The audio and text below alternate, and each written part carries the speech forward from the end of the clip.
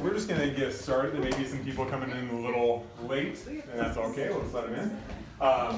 You might be in the splash zone here, so you ready for that? I'm just going to put this back here for now. That kind of scares me. You're going to introduce all of us? Yes, so first I'll introduce the whole team. You're going to hear from all of us tonight.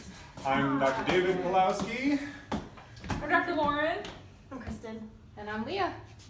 We are the Inside Health crew. We have another associate who's just Saturday graduated from her advanced training in the Elon Nutritional Systems Nutrition Response Testing Program. So we're excited to have Katie back here soon, and you'll see her around. And of course we have Shanna. Hi, Shanna. And then Savannah and Amber are not here tonight, but they'll be around. You'll see them. So we're going to be talking about something very important tonight, your immune system, the mighty immune system. So I'm going to kick it off. Okay. I'm the warm-up act. So if anything, if we've learned anything in the last 2 years, it's been tough, right? It's been that the baseline health of our population is critical. There's so much we can get into. I mean, we've been living this just with you for the last 2 years, and just as frustrated and just as tired and exhausted of this as anybody.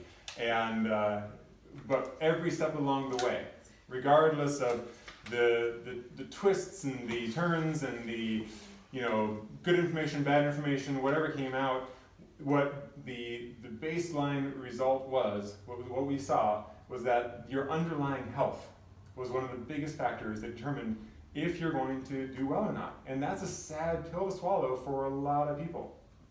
Good enough is not good enough. Being average is not good enough. Take a look around, like the average American is not well. The average Medicare age person is taking over a dozen medications on average. And that's over the counter and prescription combined. And that's actually a stat from about 15, 20 years ago. So you can guarantee that's gone up. And if you know somebody who's only taking 1 or 2 pills, well, that means somebody else is taking 20 or 30 to make up for them.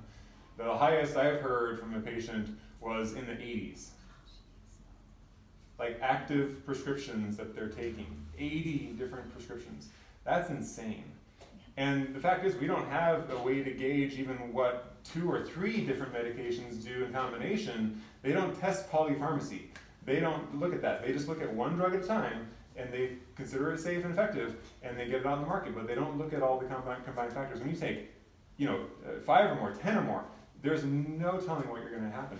So the big idea that I want to give you tonight is I want to kind of put you in the right frame of mind to start with here, and do a little kind of thought experiment. So I want to ask, what is the purpose of a cell? Not the function. I'm going to give you the answer here in a second, but I want you to think about it a little bit. What is the purpose of a cell? A single cell, a single cellular organism. The purpose is to stay alive. Simple, right?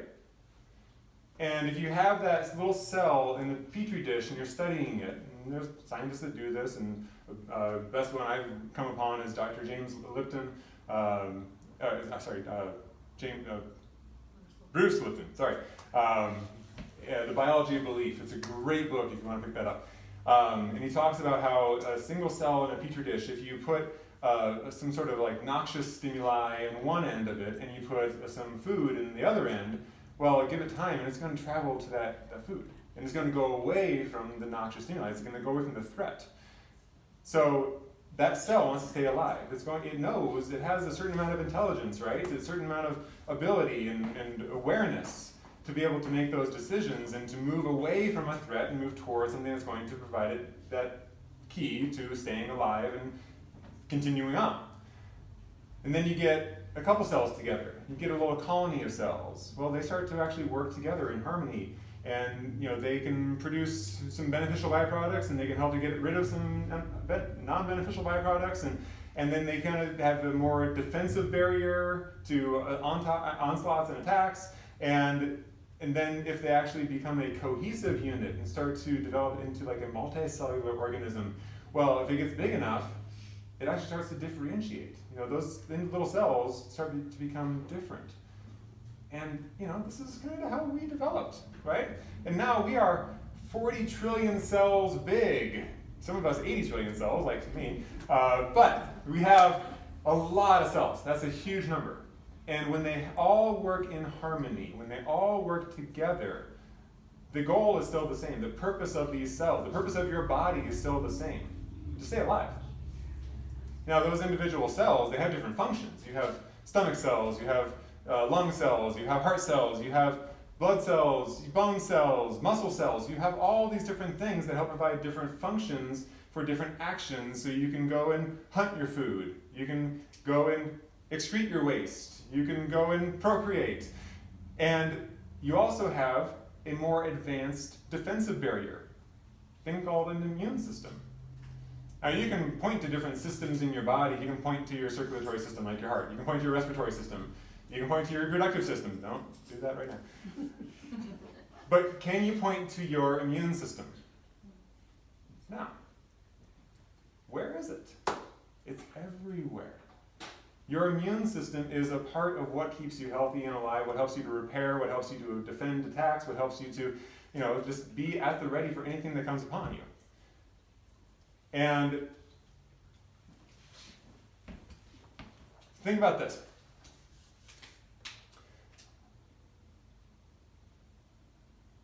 A train of thought just left the station. I'm going to come back. I know. I didn't. Suspense. It's a dramatic pause, a pregnant pause, right? So I'll come back to that thought. So we're talking about those individual cells, the big group of you. So, okay. When you treat your body correctly, when you give all those cells what they need, the right fuel, the right environment, the right protection, the right abilities, health and life is the natural result. That's just their natural state. But when we give it more toxins, more stress, more attacks, more issues to deal with, then illness and disease is the response. So health is the natural response to a life well lived. Disease and illness and sickness is a natural response to improper stress, an improper way of living. So think about that. Like, disease is not something to be scared of or worried about, because if you're living in a way that promotes disease, well, guess what? You did it to yourself.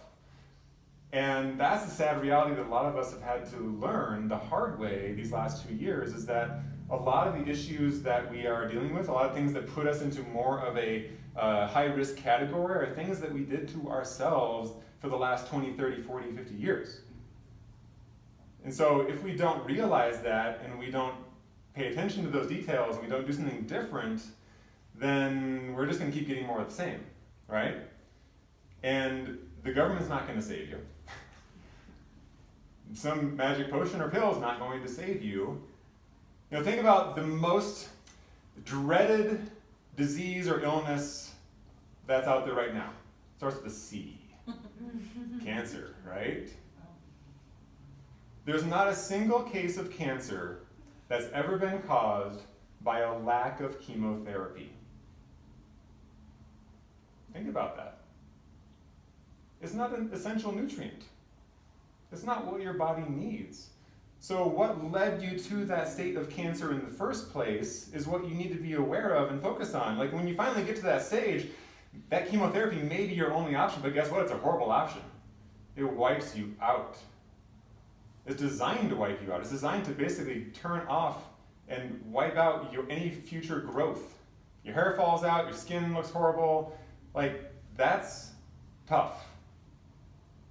But chemotherapy is not the solution. Prevention is the solution. Now, if we go out to the busy street and you see a little old lady crossing the street on a busy highway, you could stand there and wait for her to get hit by a car and rush out to save her and get her to the hospital and get her into surgery, get a cast on her and save her life. And it's dramatic and it's wonderful. Or you can just say, oh man, let's wait for the crosswalk. That's prevention. They both have the same result in the end. She lives. One's less dramatic. But what was the cost to that lady going the other direction where she got hit by the car? How many months of rehab and healing does she have? What does it cost to go to the hospital and have all that work done? Compared to just saying, oh, let's just wait. What's better? Prevention is better. But guess what? Think about that also. Illness and disease and hospital visits and treatments, they drive the economy. That's the sad reality too. They make a lot of money for a lot of people.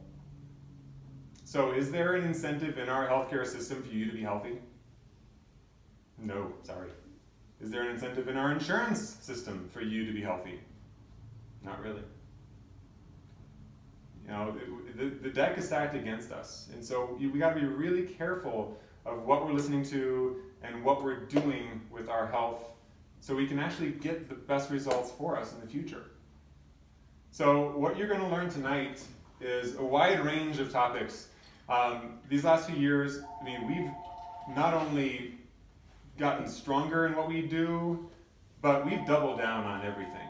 We have, taken what we do for our health, and Dr. Lauren will probably share her story, our story, and because of what we had to go through, we've had to learn this the hard way and also see it with our patients the good way too. But the reality is, we are living this. We don't just preach it. We don't just tell you to do it. Like, this is what we do to stay healthy. And knock on wood, it's working. And we want the same for all of our patients. We don't do anything, we don't recommend anything that we wouldn't do ourselves. We don't recommend anything, supplement that we wouldn't take ourselves. We live this. We have to.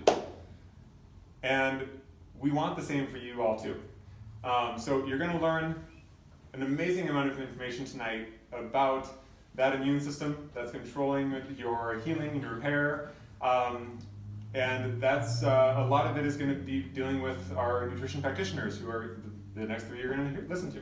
I'm the chiropractor, the only chiropractor in the office. Dr. Lauren's also a chiropractor, obviously, but she doesn't do chiropractic work. Now, that immune system is powerful, but there's even something above that that's controlling the immune system. It controls like all that 40 trillion cell glob that makes you. It's not just haphazardly put together. There's great organization, great planning that went into that, right? The great intelligence. And there's an amazing intelligence and power that runs and controls everything in your body. And that happens by your brain, your nervous system. That's that other system that's like, oh, let's make a control system that controls and coordinates all this. So that's what I work on. Now people think, well, wait, you're a chiropractor, don't you work on bones and backs and spines? Like, well, yeah, but only because those things get in the way of the nervous system. So there can be pinches and kinks and twists, and it's because it causes interference and disturbance in that nervous system that causes that communication, that coordination to be off. And also, motion is like food for your nervous system. It fuels it. So motion in the spine especially, if you don't have it, it creates a lot of havoc, it creates a lot of error signals and feedback. But if you do have it, if you put great motion back in the spine, that's like fuel and food for that nervous system of yours. So that's what I do. And if you got more questions about that, I'm happy to answer more at the end. But I'm going to tag out, and you're next going to hear from Leah. Leah. All right. My name is Leah. Nice to meet you all. I get to do the demo tonight, which I am so excited about. Did you guys all get a packet? So I think on your left side, there was a handout from Dr. David. My handout's in the back where it starts 144 ways sugar ruins your health. It's a special one. I hung that one up on our refrigerator, and my husband said, "Are you trying to tell us something?" And I was like, "I'm trying to remind all of us of something." So we're not going to work through all of these tonight, but these are just handy handouts that help talk about what we're doing here tonight with your immune system. So you guys, what I love to do is teach people how to hands-on the things that you can do at home to build your immune system. So 144 ways sugar ruins your health. When we go through our training, the biggest thing that they talk about that is making people sick, and I am 100% on this bandwagon, is we eat too much sugar. We just eat too much sugar. It is in everything. Might not even be called sugar. It's called all sorts of names. We don't even know that we're eating it. So the first thing you can do to boost your immune system is to cut sugar and start reading labels. Okay? So my two demos, well, here, let me talk about these real quick. So there's two other ones in here that I'm not going to be touching on tonight. Although the updated food pyramid, way different than what you would see previously, but this is my favorite one because it says dark chocolate on it. It said dark chocolate, that's my favorite. As long as I'm eating my greens, I get some dark chocolate. And then elderberry syrup. So we do this immune lecture twice a year. In the fall, we do elderberry kits already put together. But honestly, guys, if you want to buy the ingredients and just make your own kits, they make excellent gifts. And I can't even tell you how many people are like, "Hey, do you have more of those elderberries?"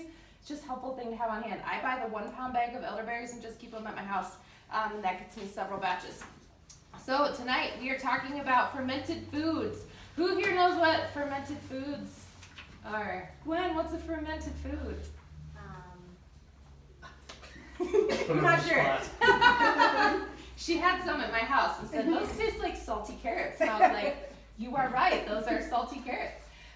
So what we're going to be doing, I'm actually going to start with the sauerkraut because that has to sit for a few minutes. And I'm going to tell you guys a little bit about my story too, see if I can talk and butcher knife. I know I remember to butcher knife. Okay, so when I get going on my cabbage, this is an organic cabbage that I just bought like 30 minutes ago. The first thing you want to do is take off all the outer layers because that's where a lot of the dirt and bugs and other things can live. I did bring my handy dandy, I have chickens at my house, so my chickens love that, so I always keep my scraps. And then next you're going to want to, I usually just, can't really chop sitting down very well. So cut it in half, and then from there I want to get the core out. So however you most strategically want to get the core. Some people eat the core. We don't like it at our house because it's very tough. So I usually cut that out. So I'll just keep chopping here. I also have made this, so if you have a food processor at home, you can make sauerkraut in your food processor. I feel like it just still makes a giant mess. So I prefer to chop it, and like you'll see here, there's chunks of the core that are kind of hard, and I'll usually pull those out. My children don't prefer them. So there is no rule on how small you need to chop this. Again, this has been something that we've kind of figured out at our house. My family has less objection to it when it's smaller pieces. I don't know why. So fermented foods in our house started a long time ago. Some of you know I was very sick with Lyme disease about 10 years ago, and we had been living on meals of frozen hot dogs and frozen pizza. Like, I had no clue about nutrition. I knew I should eat vegetables, but I didn't really know why and didn't buy many of them, besides my husband really liked carrots and celery, which carrots fermented I can get behind, but there's just not a whole lot of nutritional value behind celery. So see here again, there's like bigger chunks. I'll kind of get those out as we get going. So I got sick with Lyme disease, and I went on, found a Lyme literate doctor, and his version of helping someone get better, which again, I was pretty convinced this was the right track for me, was antibiotics, because I'd seen a lot of people try the natural route and they never actually got better. And that terrified me because I had 3 little children at home and I wanted to get better. So I started on these antibiotics. I did not know I was going to be on antibiotics for 3 years, which I do not recommend. But I switched to a Lyme literate specialist in Denver, and they wanted me to keep going on the antibiotics, and I was like, I'm done. I cannot. Like, my body was breaking down. My hair was falling out. I was having all sorts of hormonal issues, and I just knew at the base of it, my gut health had been destroyed by being on so many antibiotics. And the crazy thing is, I talk to people and they're like, well, I've never really been on that many antibiotics. If you're on antibiotics once, or your child is on antibiotics once, it wipes out their gut, and it needs to be replenished. So if you have to have antibiotics, I highly recommend you get some high-powered probiotics, and I'm not talking about what you buy shelf at the store. Those are not awesome. Or get fermented foods regularly into your diet. So I, long story short, walked away from the Denver specialist, and 2 days later stopped all my meds and went 100% homeopathic and was like, I'm done, I gotta figure something else out. So I did fever treatments at a natural clinic in Reno, Nevada. Came home and did 15 months of the GAPS diet. I had 15 intense months of detoxing where I was taking detox baths, and I was, what else was I doing? Walking and pumping your arms to pump your lymphatic system. So the best thing you can do when you're sick is get your lymphatic system going, or one of the things you can do. So you can walk and pump your arms, so that gets it's like emptying a garbage disposal. When you turn that on, it actually can flush itself. You can jump on a trampoline, however you want to do it. But then through the GAPS diet has a lot of fermented foods in it. And I just knew I needed to rebuild my gut. So when you get going on fermented foods, you want to start small, especially if you tend to be somewhat sensitive. People who are sensitive can react to fermented foods. Sometimes people have some histamine issues. So if that's the case with you, I tell people, or GAPS, or someone told me, just to start with like a teaspoon of the brine. Or like a small bite. Don't try to sit down and eat a bowl of sauerkraut, because your system might not be able to handle that right away. So I'm gonna pause my story to get this going. So with the sauerkraut, let me see, this was a 3-pound cabbage. So she says 1.5 to 2 teaspoons per pound of cabbage. That would be 6 teaspoons is how many tablespoons, children? 2. 2 tablespoons of salt. So the idea is, when I do this at my house, you're gonna wanna let this sit. Generally, I will let it sit for like 45 minutes and sweat, and you'll notice that the water starts getting released, and that is the brine that the sauerkraut is sitting in.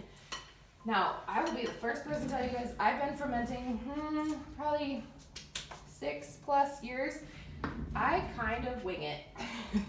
You can watch all sorts of YouTube videos, and there's like formulas and ratios and all sorts of stuff that they're like, if you're gonna do this, you need to have this ratio and this ratio.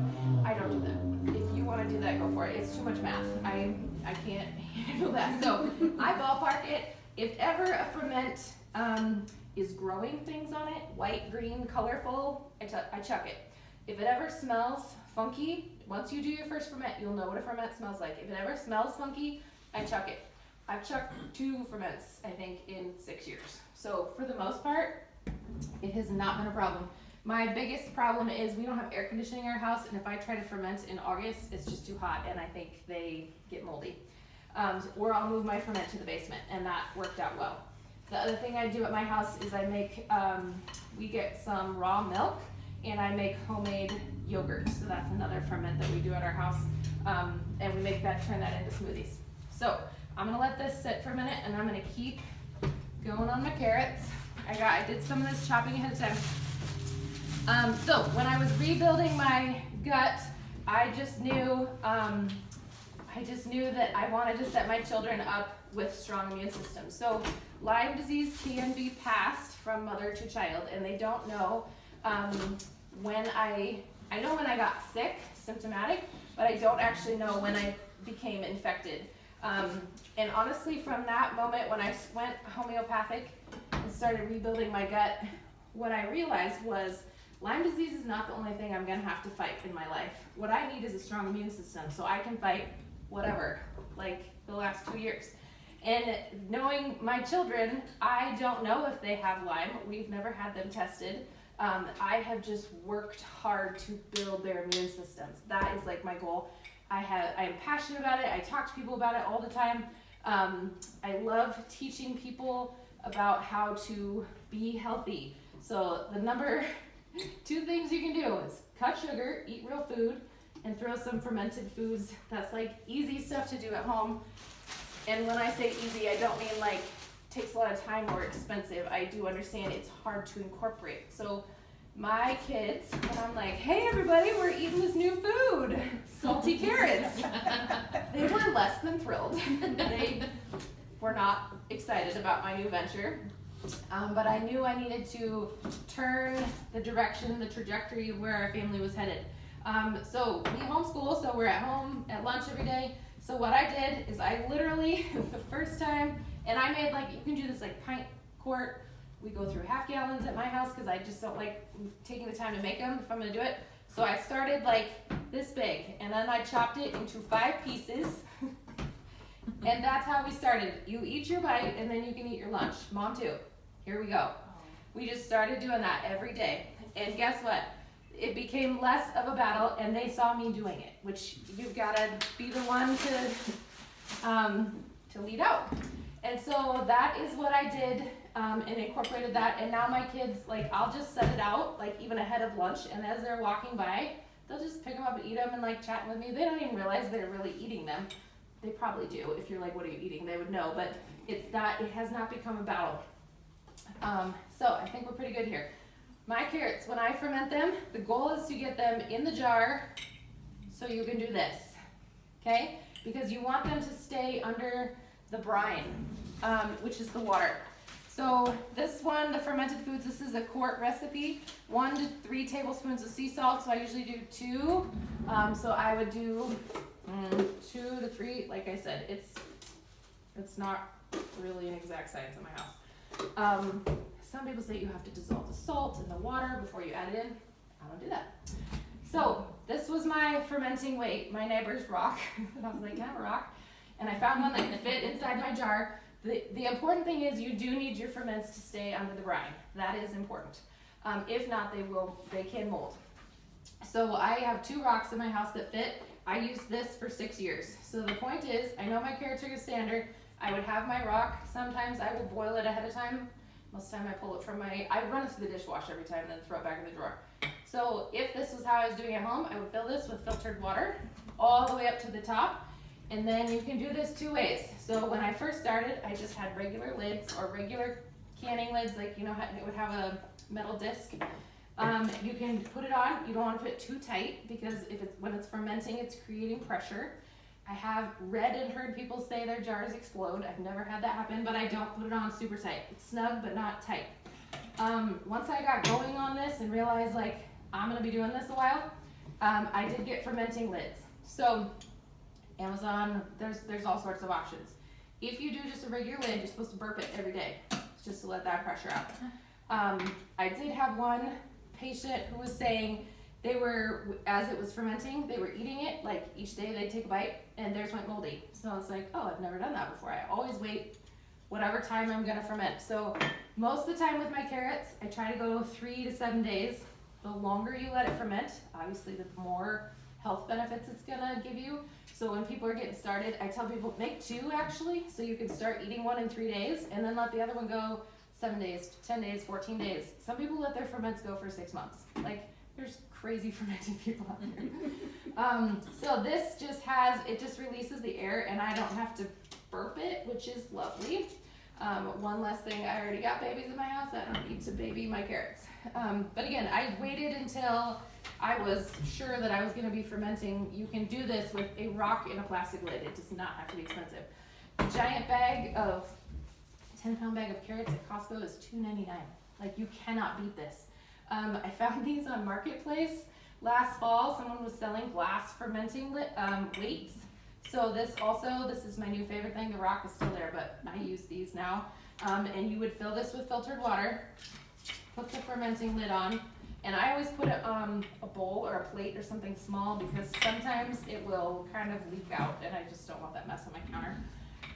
I didn't bring water up here, so you'll just have to imagine that. So here we are. So I don't know. I'll have to see if you guys can see this. it's like wet in there. I don't know if you guys can see that from there, but it's starting to sweat. So I think what I'm gonna do is I'm gonna just let this keep sweating. I'm not gonna pack it, but I'm gonna explain how I do this. So with, whoops, this one was supposed to, I took off a few layers here. So the outermost layers you want to throw away, but if you have some extra layers, you can kind of set that aside. That has a little black piece on it, so I'm gonna get rid of that. So what you would do after you let this sit for 45 minutes is, I'll do a little bit of it just so you can kind of see. If you have a funnel for jars, that's super helpful because you make even bigger mess. You start packing that in there, and the idea with sauerkraut is the tighter you can pack it in the jar, the better. So some people use like a, what are these called? Meat tenderizer. There you go. It's a meat tenderizer. So as they get going, they will like crush it down to get it in there. I do that sometimes. I'll just say. So you're gonna want to fill that up. There on this recipe, I believe it says a 2% solution of salt water. I have never done that. I just, it's already got salt in it, and fill it with filtered water. I put in, so with sauerkraut, because there's so many random tiny little pieces that are gonna float up, once that's full and packed down, I'll pack as I go, if I'm packing. And then at the top, you're gonna lay one of the cabbage leaves at the top, and that's gonna kind of help prevent all these tiny little pieces from floating to the top. So that would be there. I'd put my weight, cover it with water. I don't want to put that in there because it hasn't quite sweated down yet. You guys get the idea, right? So the cabbage leaf works really well if you keep one out to help hold all the little tiny pieces, and then you put the weight, fill it with the 2% brine or filtered water, whatever you want to do, all the way to the top. Again, I usually try to let mine go a week. A week is about, I need the counter space for the next thing, or you can put it in the basement and people label it. It literally, you can let it go for weeks and months. So that is how we have incorporated fermented foods into our house. We prefer the carrots, that's kind of our big thing, and we do the raw milk yogurt. Those are our two main ferments. The sauerkraut is fun because if you like spicy, you can make kimchi, which is like is it Korean, I think? So you can get Korean spice, you can put like green onions and like spice it up if people like spicy things, and that's also super good bacteria. I played with that at our house. So for me, fermented foods and rebuilding my gut and detoxing were a big piece of my journey. Obviously, nutrition response testing was a piece of that, and the detoxing, the GAPS diet. I tell people it's like all the tools in my toolbox. Like it was a lot of different things, but this is something that we incorporated into our house, and I try to several times a week make sure that we're getting some sort of fermented foods, lacto-fermented foods into our diet in one way or the other.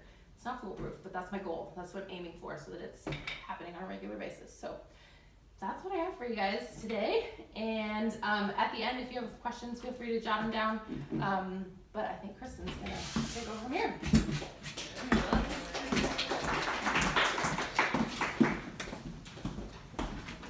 Okay, everyone. There is a handout in your folder that is stapled together, and it says 10 lifestyle immune boosting practices that I want you to pull out. So I'm going to talk on each one, but first I'm going to give you an idea.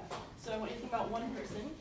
This person wakes up in the morning full of anxiety, goes straight to coffee, skips breakfast, doesn't eat till lunch, eats bread, has a treat, or so they call sugar, afterwards, right? Sweet cravings. Goes to the afternoon, more coffee, stops at a Taco Bell because we're hungry and we don't want to go cook anything, right? Then we go home and we're hungry again, but all we eat is a snack because, again, we don't have any energy. So then we wake up again and do it again and again and again.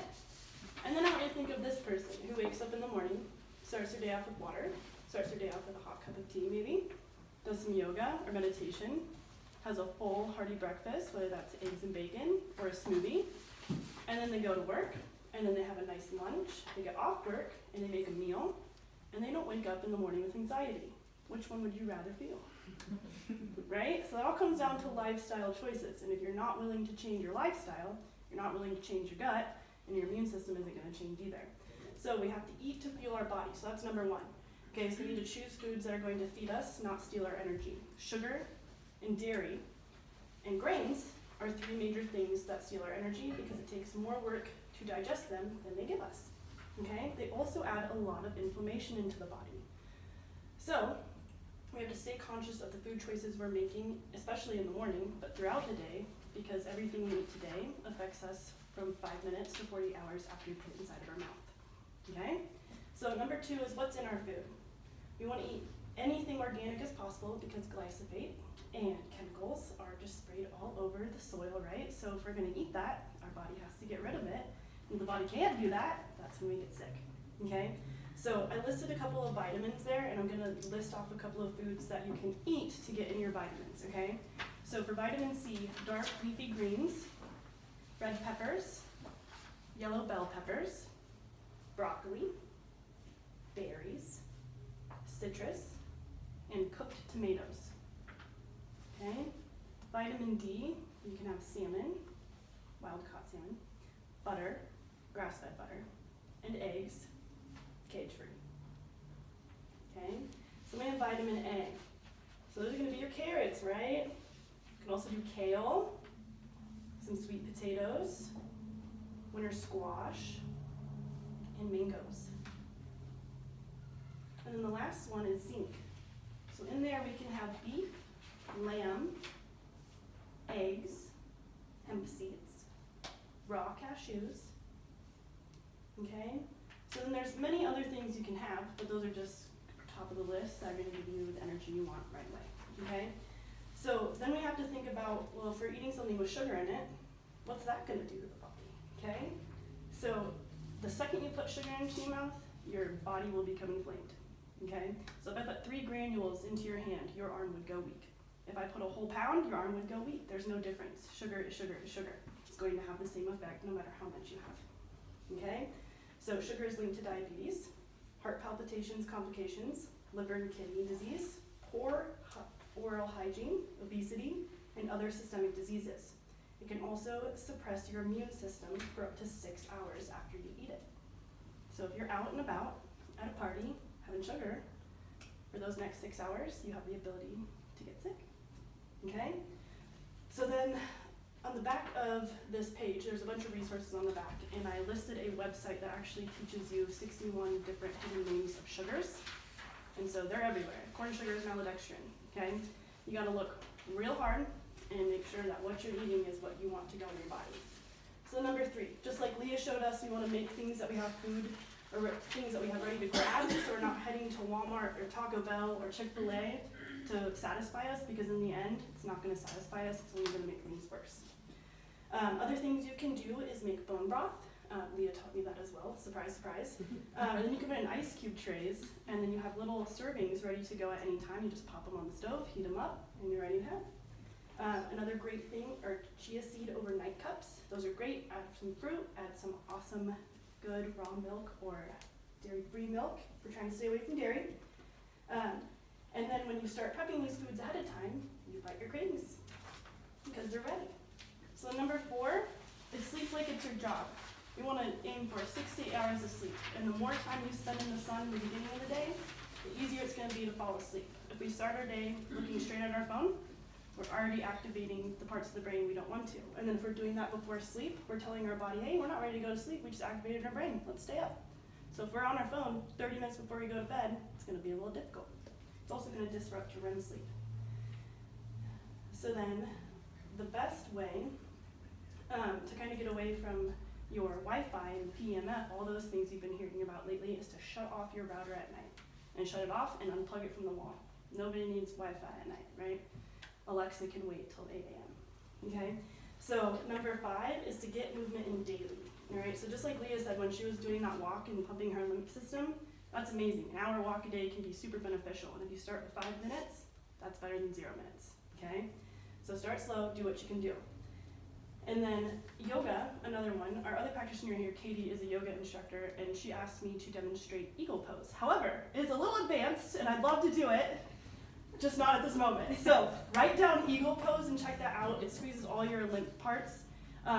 It's amazing. I do that in the mornings. So then other exercising, obviously we can do weightlifting, we can do running, we can go hiking, we can go kayaking, we can dance, right? any movement you can get in, that's what you want to do, because we want to get that spine to have movement in it so we don't get stuck and we get more sick. So then number 6 is sunlight and grounding. So just like I said with sleep, we want to get as much sunlight as possible. Okay?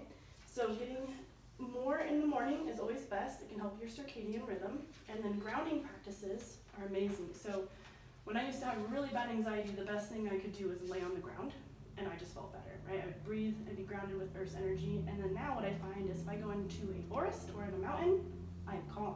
There's no music in my ears. I'm just listening to nature. Sunlight and grounding are 2 of the best things you can do for your nervous system that are free, okay? So number 7 is detox, right? We talk a lot about detox here.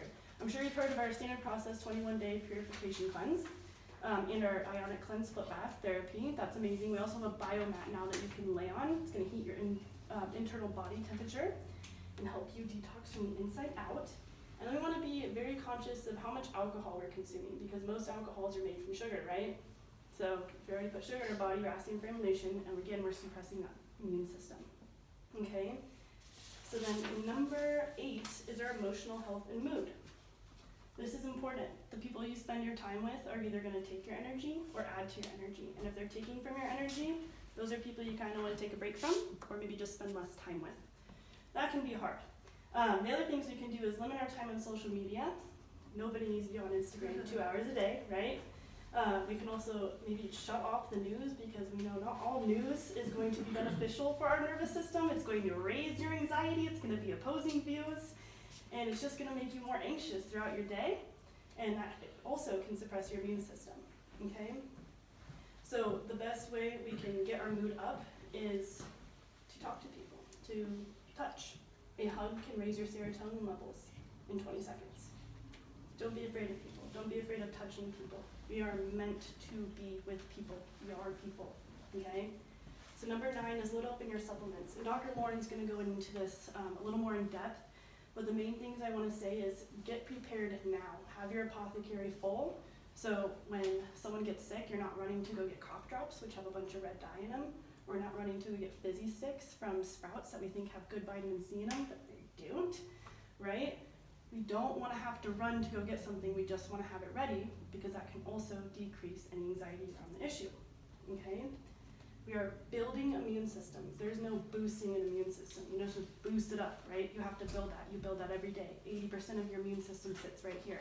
So if you're taking in sugar, you are taking in grains, you are suppressing your immune system. We're not building it, and we can't boost that back up. It takes building it, okay? And another way you can do that is through chiropractic, okay? So number 10, be prepared for anything. Know where you're going to go if somebody gets sick, or if you get sick. Do you have a chiropractor? Do you have a natural health practitioner? Do you have an MD? You really need it, right? But get ready. Make your foods ahead of time. Get your supplements ahead of time. Have a game plan. You know what you're going to do. Okay? All right, so I'm going to bring Dr. Lauren in, and she's going to talk a little more about nutrition and supplements.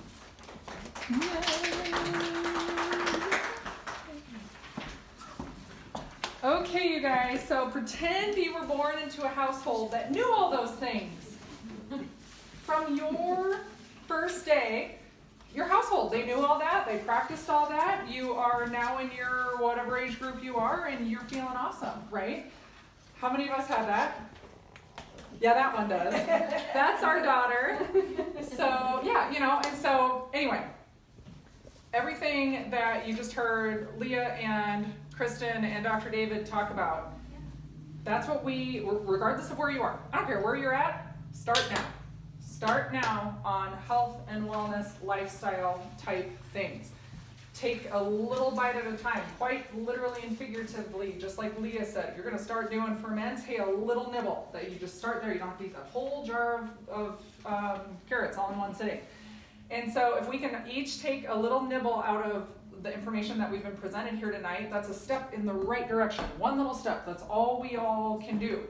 But what I want to talk with you about a little more in depth is, let's say you were not born into that household who did all the things, and you have some health concerns. Okay, we're going to talk about that.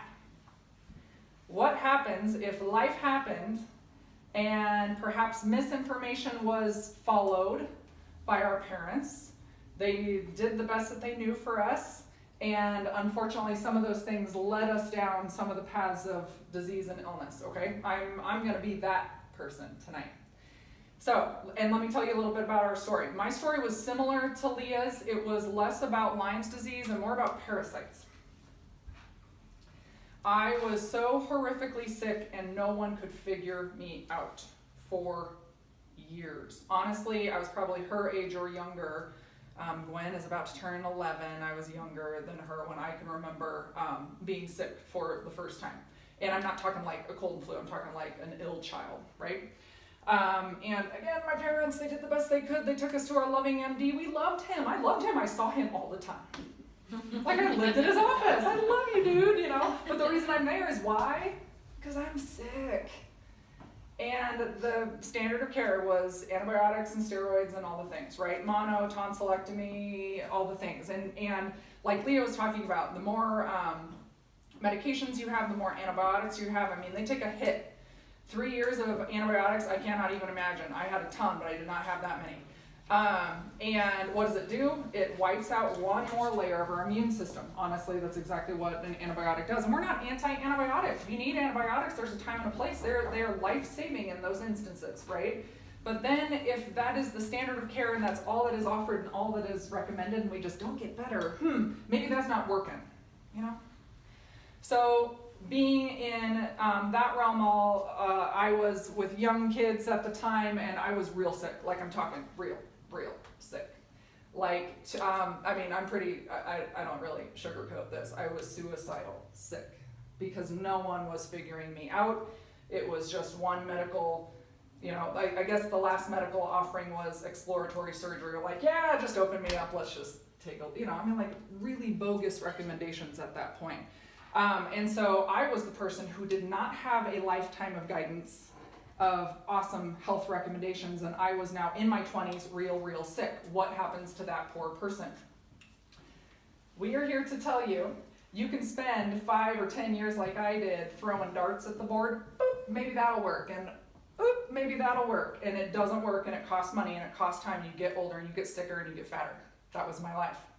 Right? And you get more miserable and you get, I mean, I'm just telling you, that was the cascade. It just kept going and going and going. And you could do that. And honestly, that's what a lot of people do. Because that's all that's offered to them. Poor people. Like when I hear that, I just go, oh, I mean, it takes us back, right? Or you could get to a modality that we specialize in called nutrition response testing to literally hone in on why is this person not able to get well. And our care is not standard of care, meaning we're not going to run your blood work and find everything's normal, yet you are sick as a dog and you're miserable, right? And so our goal with our approach, and like Dr. David said, we have no choice. We live like this because we must. And like he also said, we've always been this way, we've always been this crunchy. And then the last 2 years hit, and we doubled down. And friends and family thought we were crazy. It's like, no, this is our norm. This is what we do. And now we just made it public. And we've made it more public than ever with this business, right? But again, we pride ourselves on being an option for folks who have tried everything and gotten no results. And so let's talk a little bit more, like Kristen said, about nutrition. Nutrition matters. This matters. What you are doing in your household matters. I mean, if I've looked at some of the recommendations over the last couple of years of what are the best things you can do for your health and your family, it's learn how to cook. Learn how to cook so that you know how to feed your family on a nice budget, which, by the way, organic eating isn't expensive if you're not going out to eat all the time. You know, I mean, where are we spending our money? So learn how to cook, what Leah just demoed. Oh my goodness, amazing information. It's just a fraction of what I know she does in her kitchen. Oh my gosh, like it's almost like a little science experiment too. My kids think so. It's science and it's homeschool and it's food. It's beautiful, honestly. And then there's the supplementation side. If you see the photos on our wall, this is the Standard Process Farm in Palmyra, Wisconsin, organic farm. When you're welcome to walk around and see who we are and what we do, and we'll give you tours, but everything on the back shelf, that is nutrition, that is food concentrate, okay? The reason our supplements are different is because if you read the back of the bottle, you're quite literally going to see things that you could walk into the grocery store and purchase. Like this, cabbage, carrots, kale, you're gonna see that on the back of a lot of those bottles. Well, another thing to realize is there's really only a few supplement companies in the world, and they make all the products. They make the products that go to Whole Foods, they make the products that go to Walgreens.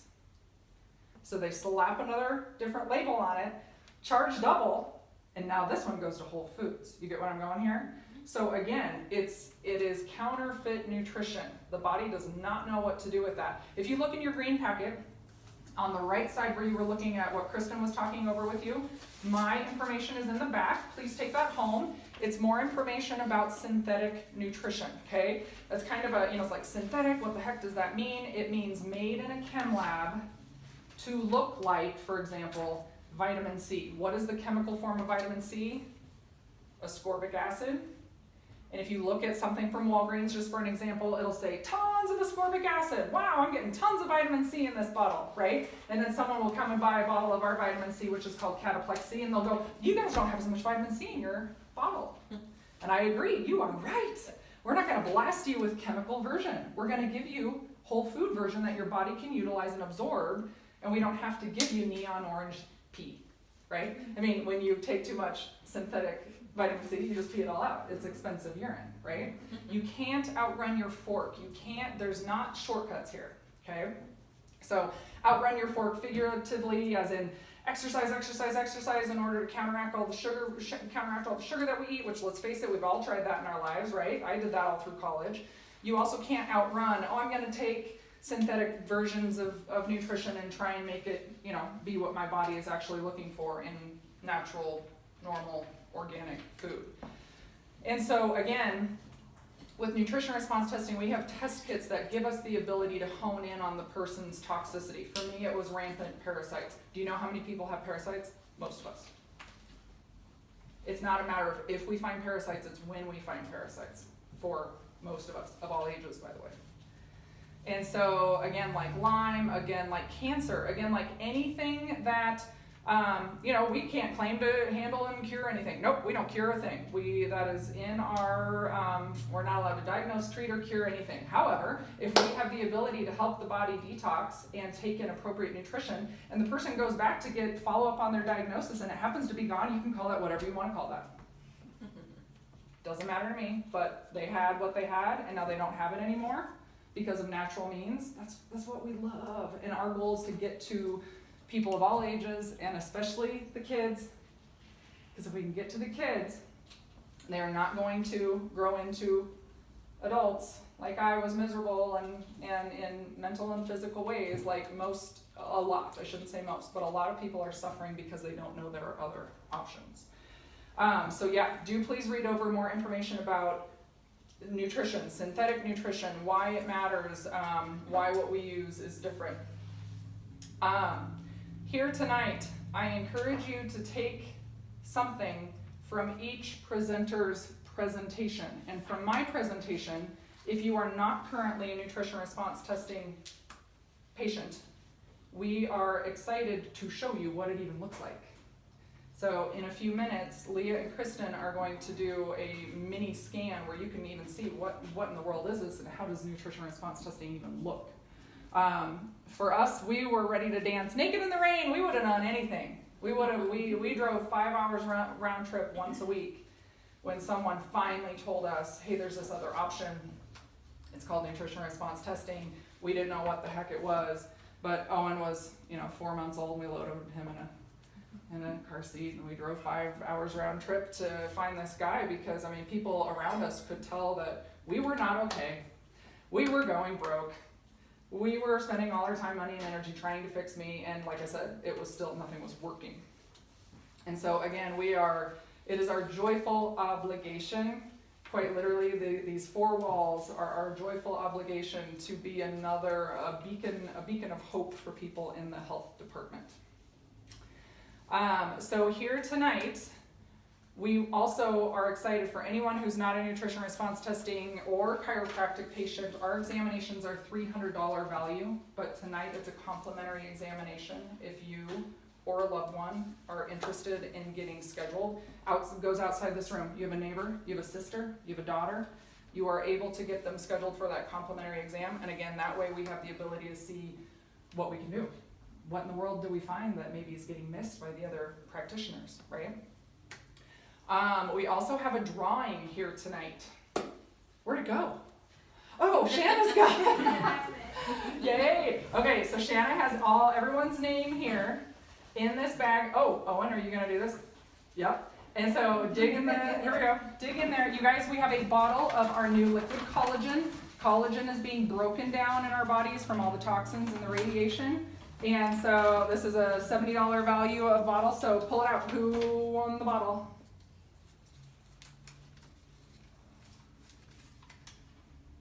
Sarah. Yay! Yay!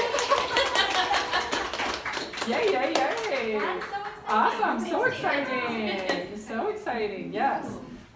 So yeah, Kristen, Leah, Dr. David, anything to wrap up? And we'll take questions, absolutely. Yay! Okay, so I mean, again, questions for any one of us, please fire at us. Kent, what was your It's a question? comment, not necessarily a question. Tell us. Remember the pictures you've sent out of both in the past, you and Dr. David? Yeah!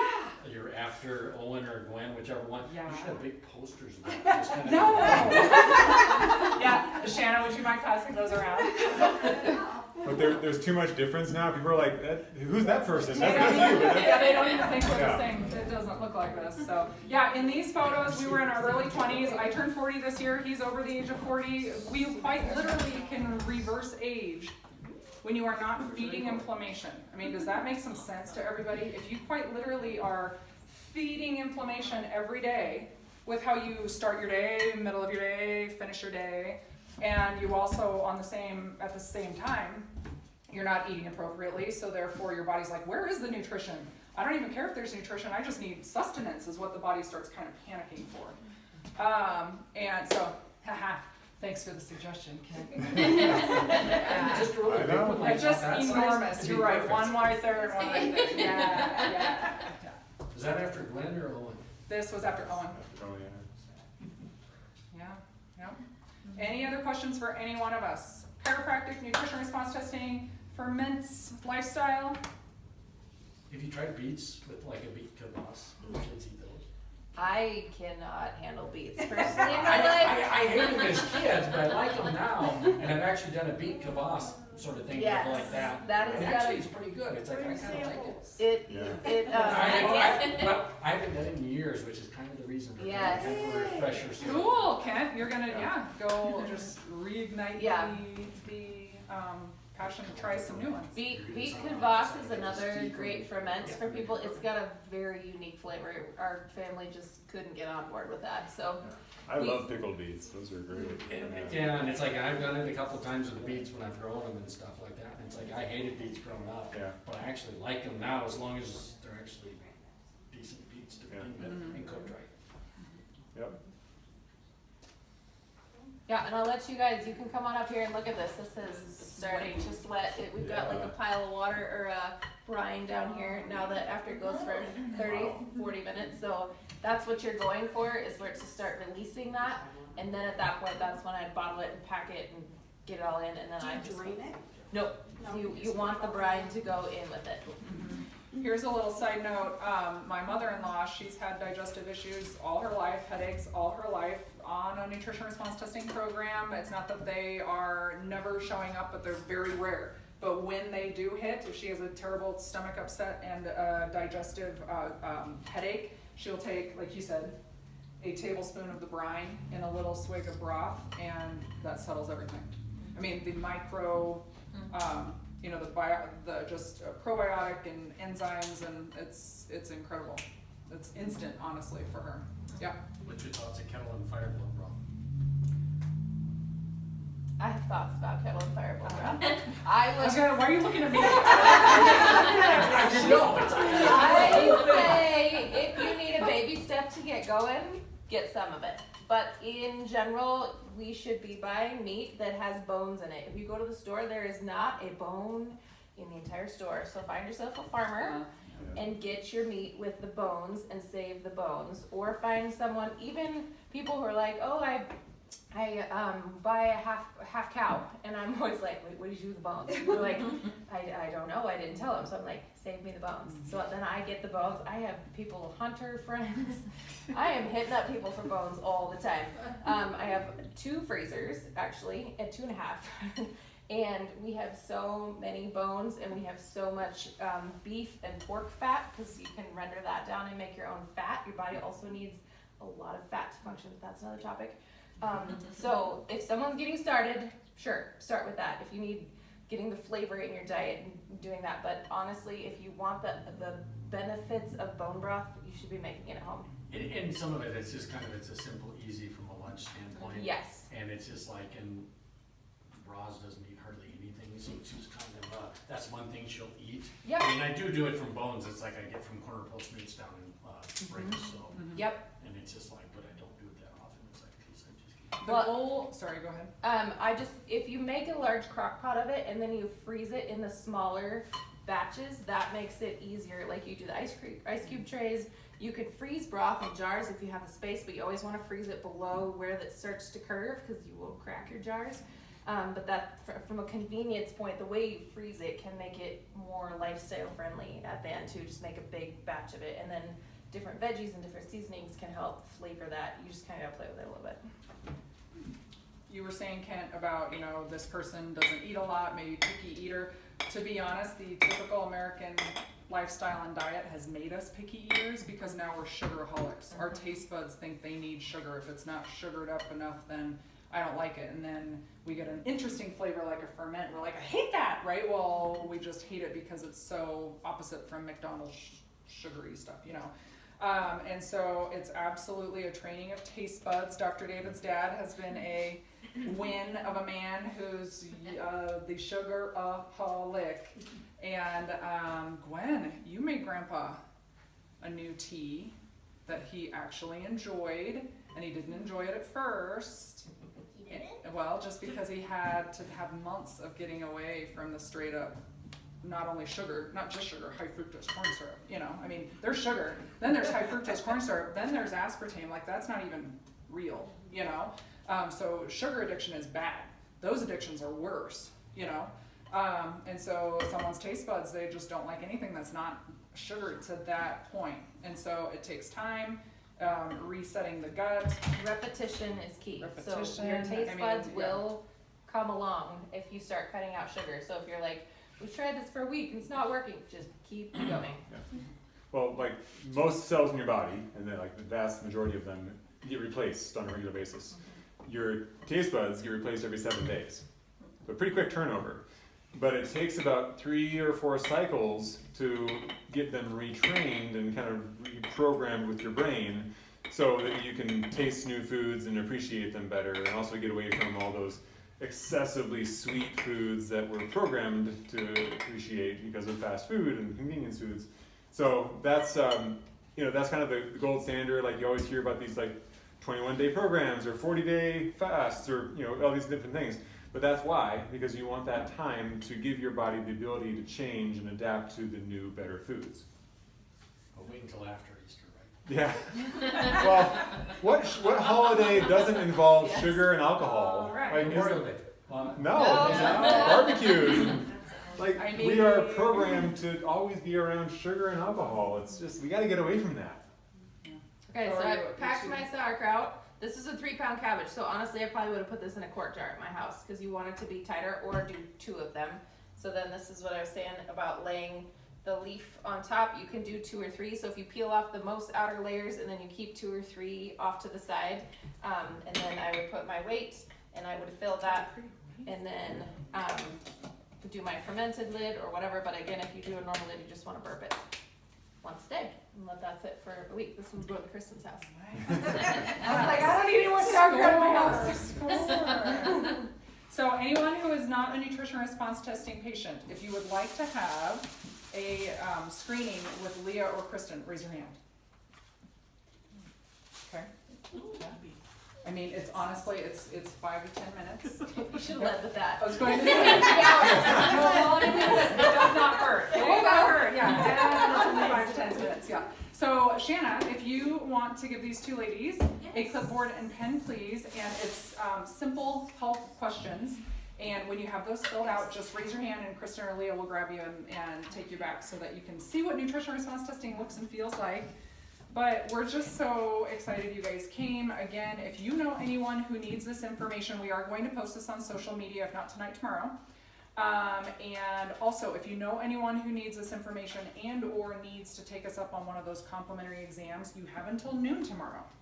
So if you have someone you want to touch base with tonight and say, hey, do this, it won't end tonight, it will end at noon. But we want to give you an opportunity to get your loved ones who are not in the office here tonight to have that opportunity.